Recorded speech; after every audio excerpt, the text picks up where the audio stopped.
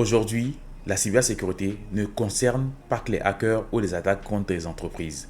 Nous avons aussi des menaces plus sournoises, plus silencieuses, qui touchent surtout des femmes. Il s'agit des cybermenaces sexistes. Revenge porn, menaces en ligne, harcèlement en ligne, usurpation d'identité, des menaces numériques qui brisent des réputations, des carrières et voire même des vies. Bienvenue sur ma chaîne, je m'appelle Samir Allé et puis on en parle maintenant.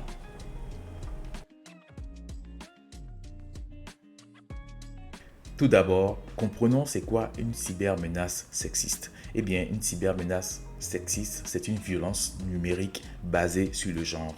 Il a pour but d'intimider, de faire taire, d'humilier ou de discréditer une personne.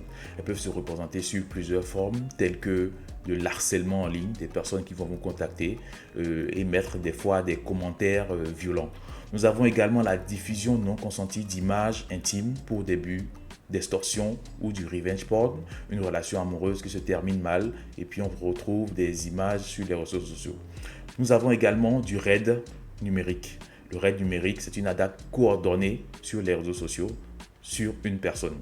Et pour finir, l'usurpation d'identité. Des personnes se feront passer pour vous pour mener des activités malveillantes sur Internet. C'est un sujet de cybersécurité parce qu'on parle ici de vol de données, de vie privée, de manipulation numérique. Tout à l'heure, nous parlerons des impacts sur votre vie. Ces attaques numériques peuvent ruiner votre réputation sur plusieurs années. Il entraîne de la perte de crédibilité, de l'humiliation publique et de l'isolement social. Certaines personnes peuvent perdre leur boulot et d'autres n'osent même plus s'afficher en ligne. Le dommage est souvent invisible mais profond. Sur Internet, une image ou une simple rumeur peut rester pendant longtemps même si elle est fausse. Dans ce cas, comment se protéger? D'abord, vous allez devoir protéger vos comptes, notamment en mettant en place de la double authentification. En plus de votre adresse mail, rajoutez un numéro de téléphone et vous allez pouvoir recevoir une notification à chaque connexion. Mettre en place une bonne politique de mot de passe. Avoir un mot de passe fort et le changer régulièrement.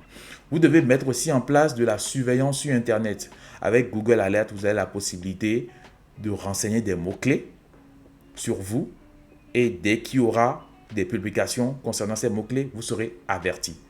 Et régulièrement faire des check-ups de vos publications sur Internet. Maintenant, si vous êtes victime d'une cybermenace sexiste, il est important de récolter des preuves, notamment des captures d'écran, des liens, des pseudos, ce qui va vous permettre de signaler cet incident sur les différentes plateformes et demander une suppression de ces contenus sur les plateformes.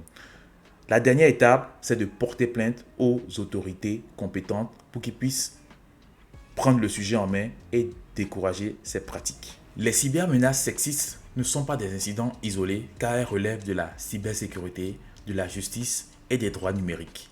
Les institutions et les entreprises ont leur part de responsabilité et doivent montrer l'exemple en mettant en place ce qui pourrait être de la formation aux personnes, à la mise en place également des procédures internes pour lutter contre les types d'harcèlement et surtout encourager et soutenir les victimes.